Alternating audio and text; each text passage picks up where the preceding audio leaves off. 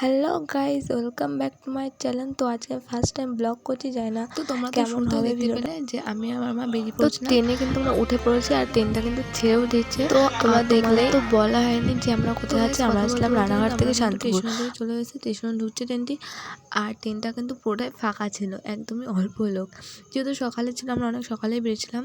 তো ফ্রেন্ডস, দেখো আমরা ট্রেন থেকে নেমে পড়েছি, আমি আমার মা।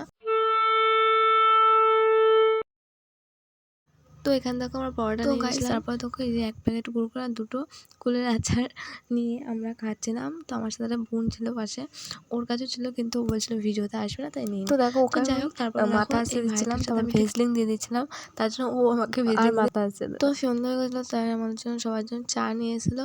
গাইস, এবার ভিডিওটা কন্টিনিউ দেখতে থাকো। তারপরে কিন্তু আমরা ওখান থেকে বেরিয়ে গেছিলাম। তারপরে সোজা ট্রেন ধরে পুরো রানাঘাট স্টেশন। তারপরে আমরা এই দোকানটাতে যাই, তারপরে সাজেন্সের দোকানে যাই। তো অনেক কিছু কিনে তার বাড়ি এসে। তো ভিডিওটা দেখতে থাকো।